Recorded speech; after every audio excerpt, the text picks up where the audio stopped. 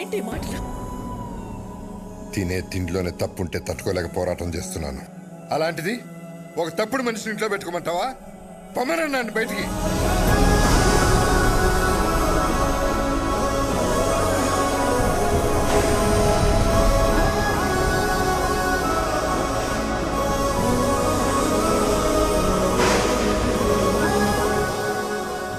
నేను ఎందుకు వెళ్ళాలి? నేను వెళ్ళని చెప్పండి.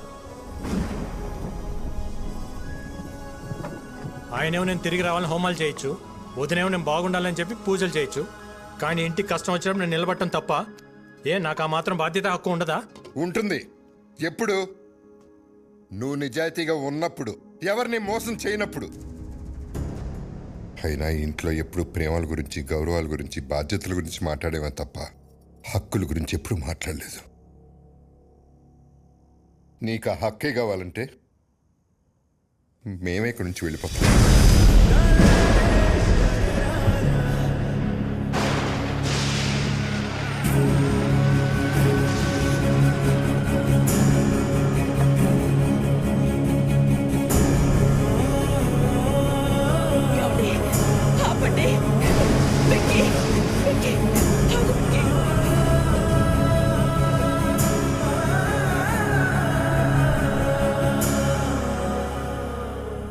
రోజులు నేను ఇంట్లో ఉంటే అన్నయ్య సంతోషంగా ఉంటాడు అనుకున్నా. కానీ ఇంట్లో నుంచి వెళ్తేనే అన్నయ్య సంతోషంగా ఉంటాడంటే ఒక్క సెకండ్ కూడా ఉండను వదిన.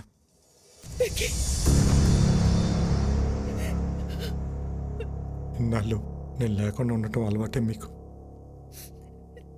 ఒంటరితో నాకు అలవాటే.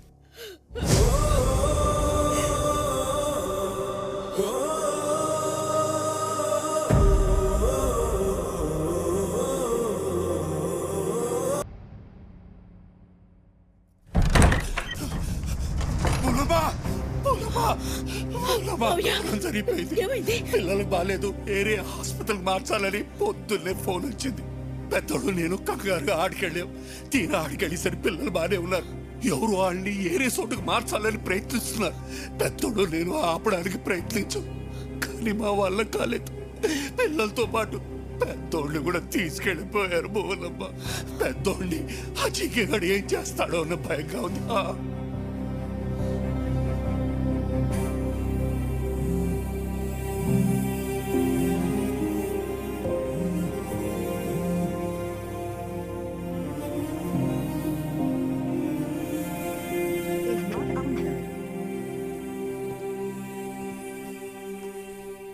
ఏంటి మిస్డ్ కాల్స్ ఉన్నాయి?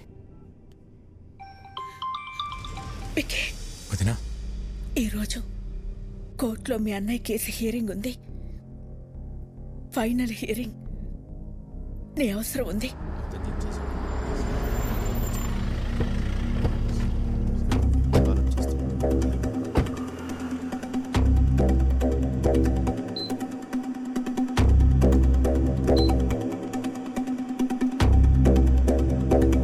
వదినా, ఇక్కడికి ఎందుకు తీసుకొచ్చావు? అన్నయ్యకి ఏమైంది? అదంతా నీకు తర్వాత చెప్తా. నువ్వు లోపలికి రా.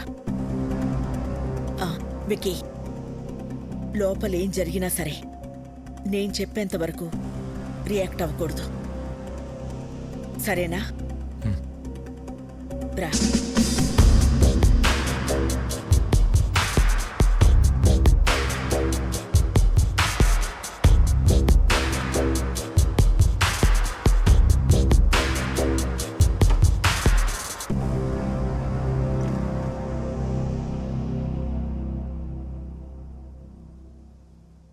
పాపారావు, మా ఆయన ఎక్కడున్నారు?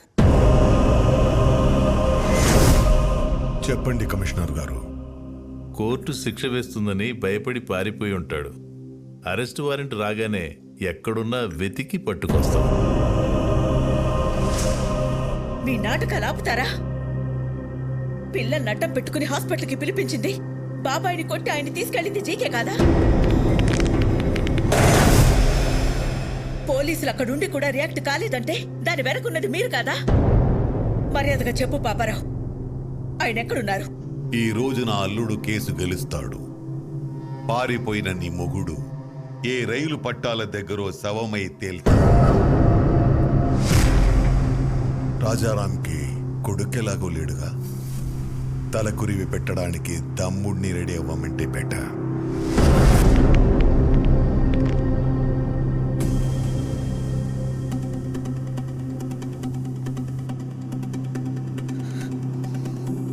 నువ్వేం చేస్తావో ఎలా చేస్తావో నాకు తెలీదు. కోర్టులో నీ కోసం ఎదురు చూస్తూ ఉంటాను. ఆయన ఎక్కడున్నా సరే 10:30కి హైకోర్టుకి తీసుకురావాల్సిన బాధ్యత నీది. ఆయన కేసులో ఓడిపోయినా తట్టుకోగలను, కానీ పారిపోయారన్న నిందని మాత్రం నేను భరించలేను.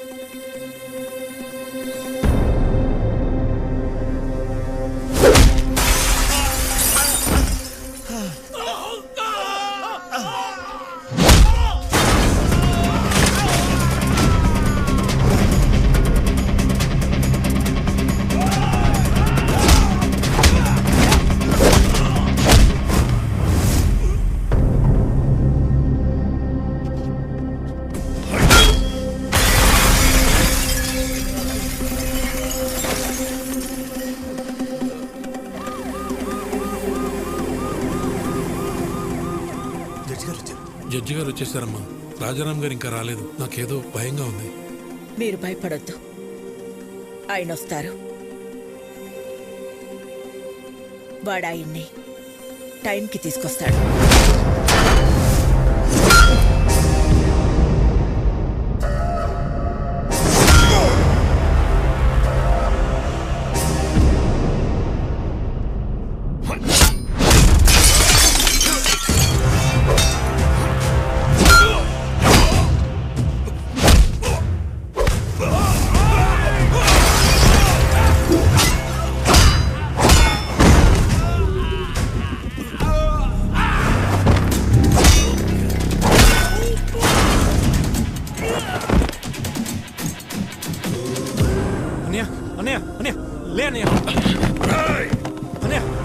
నువ్వు నన్ను కొట్టిన ఒక్కొక్క దెబ్బకి ఇక్కడ ఒక్కొక్క ప్రాణం తీస్తా.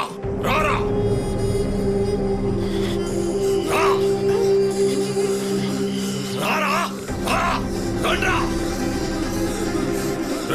ఒక్కరిని కూడా వదలను. రా ఏసేండ్రా వాడిని.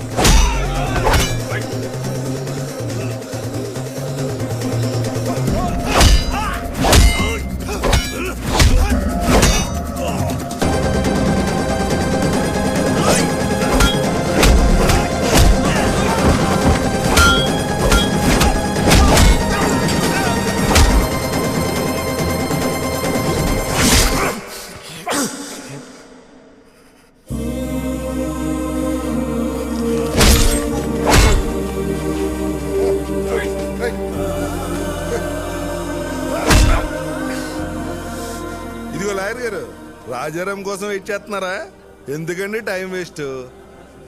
హలో మేడం, పారిపోయినాడు ఎక్కడి నుంచి వస్తాడు? వీళ్ళు ఓవర్ యాక్షన్ లాయర్. ఇప్పుడు కాపాడరా పిల్లల్ని, నీ అన్నయ్యని. నా ప్లాన్స్ కి ఎన్నిసార్లు ఎదురు దెబ్బ కొట్టావురా? మీ అన్న ఇంటి మీదకు బీహారోళ్లను పంపిస్తే వాళ్ళని పరిగెత్తించి కొట్టావు.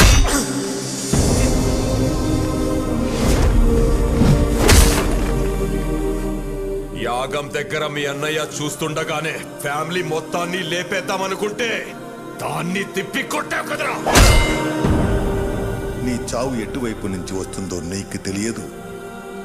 నేనుండగా మా అన్నయ్య ఫ్యామిలీలో ఒక్క చిరునవ్వు కూడా దూరం కానివ్వను అని నాతో ఛాలెంజ్ చేసి ఆపేసిన పెళ్లిని దగ్గరుండి చేశాడు. వాళ్ళు 2 రోజులు ఎంగేజ్మెంట్ పెట్టుకోమని ఫోన్ చేశారు. ఆ ముఖర్జీని పిలిపించి బయల్రాజుని వేసినప్పుడు దొరికిందిరా మీ అన్నదమ్ముల మధ్య ఉన్న వీకెస్ట్ పాయింట్.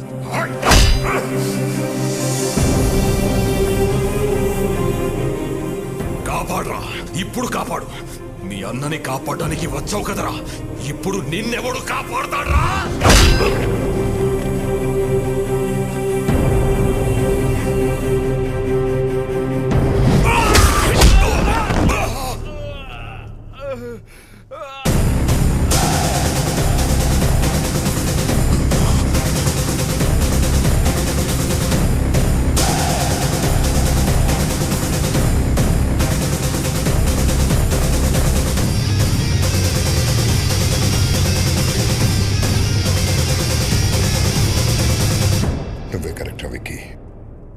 మోసం చేయడానికి వచ్చినోడికి మంచితనం గురించి, యుద్ధం చేయడానికి వచ్చినోడికి ధర్మం గురించి చెప్పకూడదు.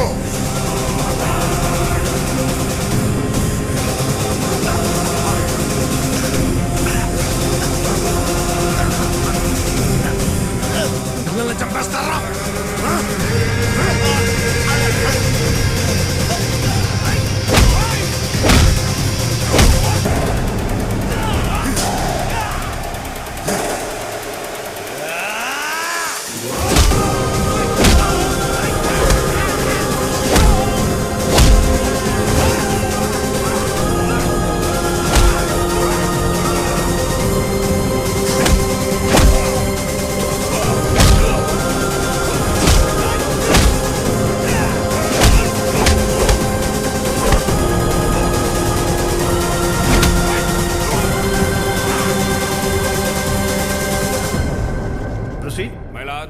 ఈ రోజు కోర్టులో ఫైనల్ హీరింగ్ ఉందని తెలిసి కూడా కోర్టుకు రాలేదంటే తనకు శిక్ష పడుతుందని భయపడిన రాజారాం ఈ రాష్ట్రానే కాదు ఈ దేశాన్ని వదిలి పారిపోవడానికి ప్రయత్నం చేస్తున్నాడు. హలో, రాజారాం ఇంక రాడమ్మా, పారిపోయాడు. ఇంకా నువ్వు బ్రేకింగ్ న్యూస్ ఇచ్చుకో.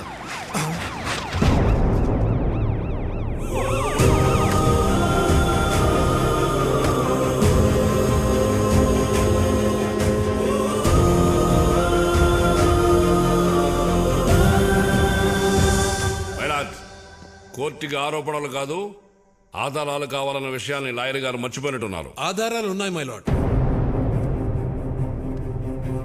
దానికి సంబంధించిన సాక్ష్యాధారాలన్నీ ఇందులో ఉన్నాయి. నా పేరు బయలురాజ్ సార్. జీకే గాడిచ్చిన డబ్బులకి ఆశపడి అనాథాశ్రమంకి వెళ్ళే ఫుడ్లో విషయం కల్పిత నేనే సార్. పాపం రాజారాం గారికి ఏం తెలియదండి. ఇదే నా మరణ వాంగ్మూలం కింద తీసుకోండి సార్.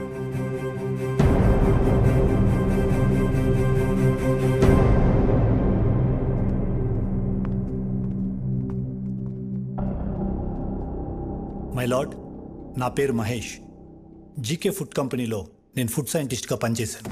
ఆ ప్రాసెసింగ్ యూనిట్ నుంచి వచ్చే ప్రతి ఒక్క ప్రోడక్ట్ కల్తీయే. ఆ ఫుడ్ ప్రోడక్ట్స్లో కలుపుతున్న కలరింగ్ ఏజెంట్ కూడా కల్తీ. వీటన్నిటి గురించి నేను ఒక రిపోర్ట్ తయారు చేసి ల్యాబ్కు టెస్టింగ్కి పంపిస్తే ఆ రిపోర్ట్స్ని కూడా మ్యానిపులేట్ చేశారు. వాళ్ళని వీళ్ళే బెదిరించి కంట్రోల్ చేస్తున్నారు మై లార్డ్. అంతేకాకుండా నన్ను నా ఫ్యామిలీని చంపుతామని బెదిరించారు మై లార్డ్.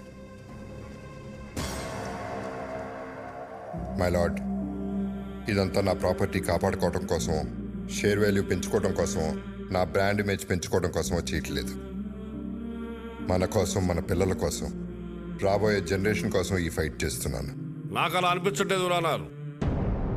ఈ రాజారాం గారు తన కాంపిటీటర్స్ అయిన జీకే గారి మీద పర్సనల్ రెవెంజ్ తీర్చుకుంటున్నట్టుంది. ఏంటి సార్ పర్సనల్? జీకే ఫోర్స్ తిన్నందుకు 100 మంది పిల్లలు క్యాన్సర్ బారిన పట్టడం పర్సనలా, లేక ప్రశ్నించడం పర్సనలా? మిస్టర్, మీరేమైనా చెప్పాలనుకుంటే బోన్లోకి వచ్చి చెప్పండి. My lord, what we eat is what we are. మనం ఏం తింటామో అదే మనం. ఇవాళ తల్లికి పాలు పట్టడానికి మెడిసిన్స్ ఇవ్వడం దగ్గర నుంచి, పిల్లలు చాలా ఇష్టంగా తినే బిస్కెట్స్, చాక్లెట్ సిరప్స్ నుంచి పిజ్జాస్, బర్గర్స్ వరకు కల్తీ అంత ధైర్యంగా చేస్తున్నా తెలుసా sir? Nature identical flavour, substance, thickness, preservatives, ఎమల్సిఫైర్స్ అని చిన్న అక్షరాలతో వాటికి సంబంధించిన నెంబర్స్తో సహా ప్రింట్ చేసి మరీ అమ్ముతున్నారు సార్. ఈ ప్యాకేజ్ ఫుడ్, ఫాస్ట్ ఫుడ్ తినటం వల్ల మన ఒంట్లో బ్లడ్ కాదు సార్, కెమికల్స్ రన్ అవుతున్నాయి. జనాల ప్రాణాలతో ఆడుకునే ప్రతి కంపెనీ మూతపడేలా, కల్తీ చేస్తే మరణశిక్ష పడుతుందని భయం వచ్చేలా గవర్నమెంట్ చట్టం తీసుకురావాలి సార్. లేకపోతే దేశంలో యువతరం మన కళ్ళ ముందే ముసల్దైపోతుంది. నెక్స్ట్ జనరేషన్కి ఉచిత విద్య, ఉచిత వైద్యం ఇవ్వకపోయినా పర్లేదు సార్. కల్తీ లేని ఆహారం ఇస్తే అన్ని వాళ్లే చూసుకుంటారు. మైలాడ్, ఇలాంటి స్పీచెస్ కి జనాలు మారరు. Stop it. ఏంటయ్యా ప్రభాకర్ నువ్వు మాట్లాడేది? అతను మాట్లాడేది తన గురించి కాదు, మనందరి గురించి, మన పిల్లల గురించి, వాళ్ళ భవిష్యత్తు గురించి. నువ్వు రోజు కేసులు గెలిచి ఇంటికి డబ్బులు తీసుకెళ్తావు కదా. ఈ కేసు గెలిస్తే ఇంటికి తీసుకెళ్లేది డబ్బులు కాదు, జబ్బులు. మన నాయకులకి వాళ్ళ అధికారాన్ని కాపాడుకుందామన్న శ్రద్ధ కాకుండా రాజారాం గారి లాగా ఒక్కరు ఆలోచించినా కూడా మనకి ఈ దుస్థితి తప్పింది. ఈ కేసులో జీకేని దోషిగా పరిగణిస్తూ జీకే ఫుడ్స్ ని బ్యాన్ చేయాల్సిందిగా, అందులో ఉన్న ప్రోడక్ట్స్ ని కాన్ఫిస్కేట్ చేయాల్సిందిగా పోలీసు వారిని ఆదేశిస్తున్నాను. ఇదే కేసులో అసత్య ఆరోపణలు ఎదుర్కొంటున్న రాజారాం గారిని నిర్దోషిగా ప్రకటిస్తున్నాను.